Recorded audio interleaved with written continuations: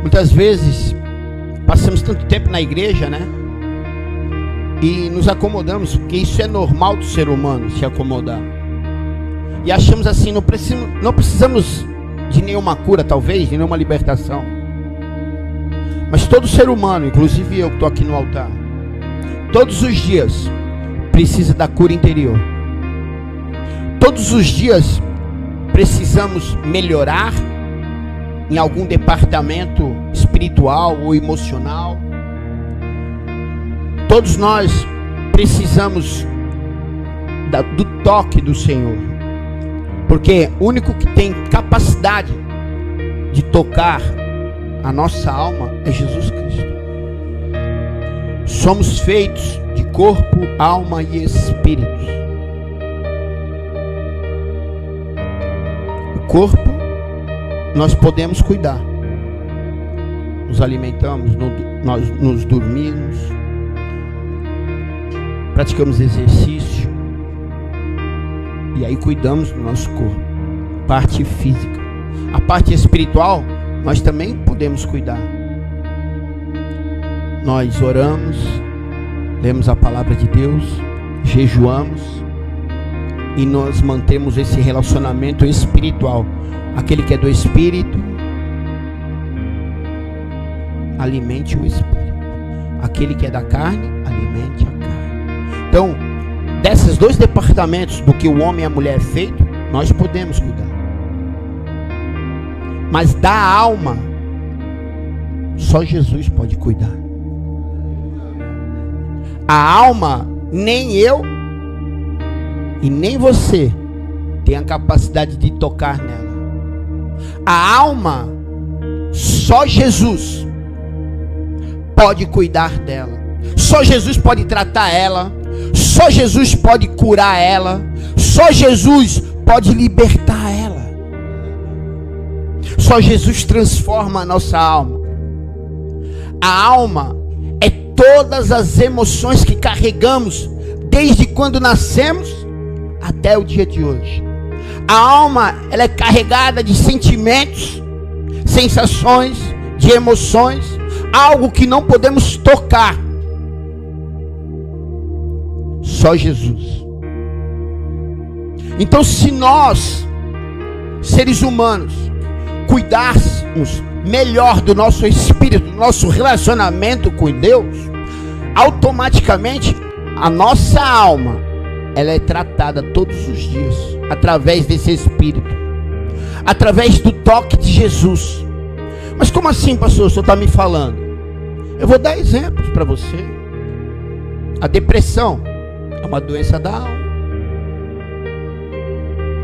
onde nenhum médico e nenhum medicamento criado pelo homem pode curar.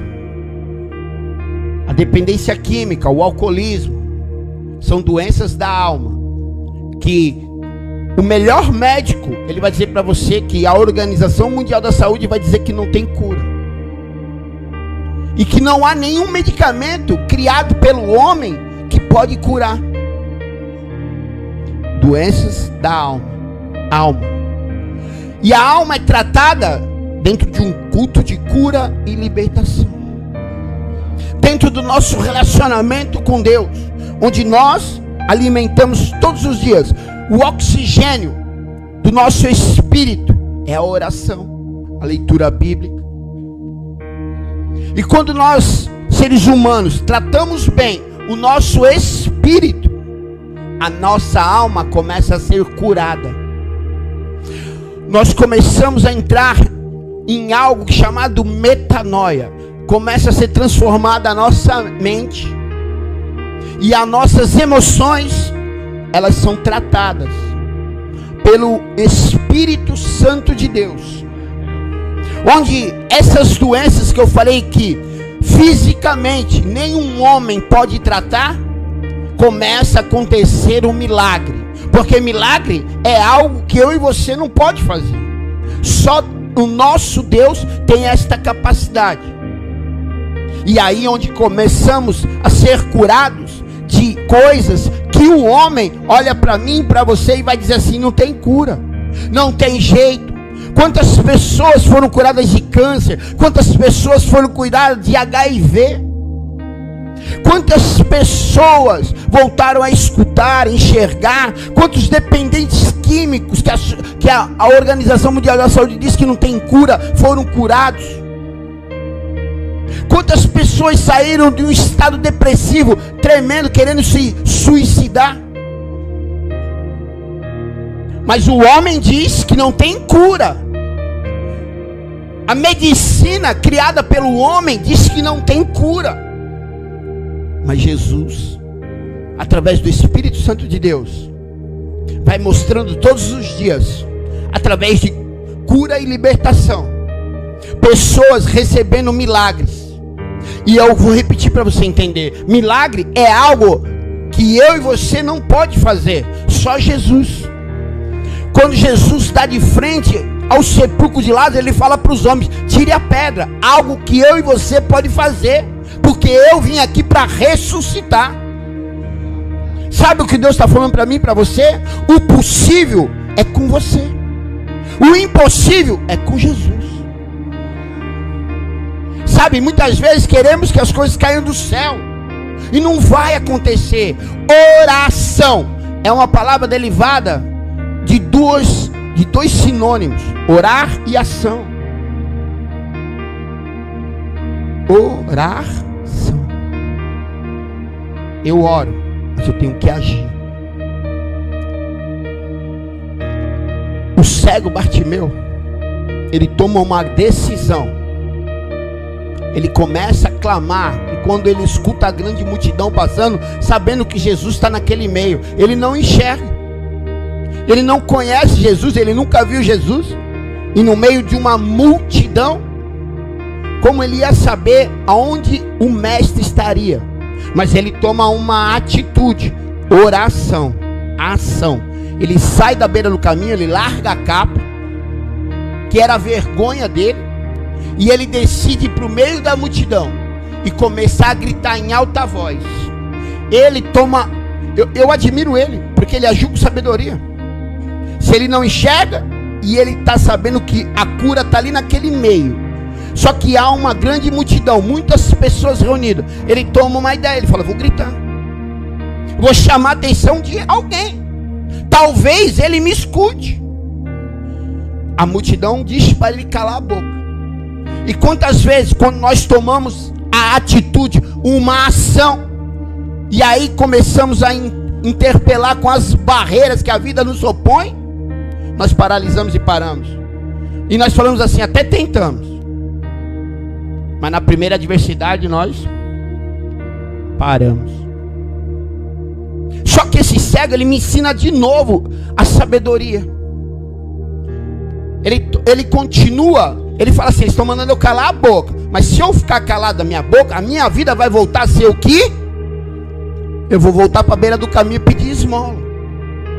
Então ele toma uma atitude de fé. Ele fala assim: eles estão mandando eu calar a boca, eu estou me deparando com outra adversidade. Ele já tinha 3 adversidades assim. Ele não enxergava, ele não sabia quem era Jesus, onde Jesus estava, no meio de uma multidão. É igual você encontrar uma agulha no parede, ele não enxerga. E ele toma a atitude de gritar, a terceira barreira dele. Mandam ele calar a boca. Ele é cego, pedinte, homem que pedia esmola. Cala a boca, vai para o canto. Um homem rejeitado pela sociedade. Mas aí, ele fala: se eu ficar calado, minha vida volta para o quê? Não. E sabe o que ele faz? Ele não desiste. Ele começa a clamar em mais alto. A Bíblia fala que mais alto ele gritou, mais alto ele clamou, porque clamar e gritar é a mesma coisa. Mais alto ele clamou. E ele clama de uma forma diferente, porque as pessoas conhecem Jesus. Naquele momento chamavam Jesus de: ei Jesus, filho de José, o carpinteiro. Conheciam Jesus como filho de... Mas ele, através da fé, ele toma uma atitude. É uma ação. Eu falei que é orar. Ele toma uma atitude. Ele começa a chamar Jesus pelo nome do Pai Espiritual. espiritual. Ele fala: ei, filho de Davi, tem misericórdia de mim. Em alta voz. Estou mandando ele calar a boca, mas ele continua gritando mais. Você entende? Para você chamar a atenção de Jesus, você vai ter que fazer coisas que talvez vai incomodar o teu irmão do lado. Você vai ter que tomar uma atitude de uma ação que muitas vezes as pessoas vão olhar para você e vão falar assim: cala a boca, para, isso é fogo de palha. O mundo e a vida não é mamão com açúcar, ela é difícil. E muitas vezes quando você toma a primeira atitude de mudar de vida, você vai se deparar com muitas barreiras. Mas dentro das barreiras você tem duas escolhas: ou você paralisa, ou você continua. Ou você paralisa, ou você... Essa é a única opção que você tem. Ele me ensina a, em meio às barreiras e às dificuldades que se levantaram para ele, ele decide gritar mais alto. E ele decide gritar com sabedoria. Ele não chama Jesus como a multidão está chamando Jesus. Você entende que você não pode fazer a mesma coisa que os outros? Você tem que fazer algo diferente para chamar a atenção daquele que pode realizar o milagre nessa noite na tua vida.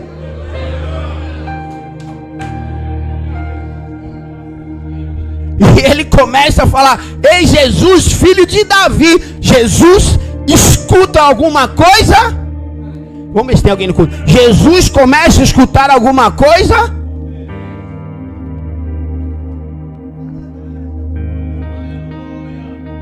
Tem uma multidão seguindo Jesus. E eu vou explicar para vocês o tipo de pessoas que seguiam Jesus na multidão. Uma das pessoas, e um dos tais que seguiam Jesus na multidão, eram pessoas que tinham fome. 5 pães e 2 peixinhos, 5.000 alimentou. Pessoas que viviam fora dos templos, pessoas necessitadas.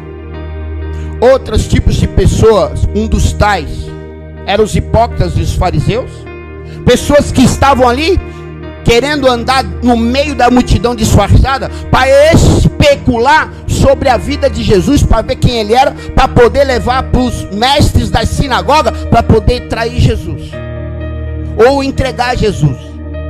Outro dos tais que andavam na multidão atrás de Jesus eram pessoas que queriam se aproveitar de algo que ele podia dar. Não estavam ali procurando Jesus pelo que ele é. E tem muita gente que vem para a igreja dessa mesma maneira, esperando e querendo de Jesus aquilo que ele pode, somente o que ele tinha que dar ele já deu. Ainda bem que tem alguém que entendeu. Nós temos que chegar em Jesus pelo que ele é, e ele é Deus. E tudo que ele tinha que dar ele já deu quando ele entregou a vida na cruz do Calvário para pagar pelos nossos pecados, ainda quando éramos pecadores. Castigo que nos trouxe a paz. E esse é Jesus, o Deus da paz. E quando Jesus escuta algo diferente, ele para uma multidão. Ele para a multidão. E ele vai ao encontro daquele que realmente está chamando ele de uma forma de... Aquele que está chamando ele de uma forma de... Aquele que está fazendo algo de... Aquele que não parou na primeira dificuldade. Não parou na segunda dificuldade. Não parou na terceira dificuldade. Mas em meio às dificuldades ele encontrou uma forma de chamar a atenção de Jesus de uma forma. E o que você veio fazer nessa noite? Veio ser um dos tais da multidão? Ou veio chamar a atenção de Jesus de uma forma?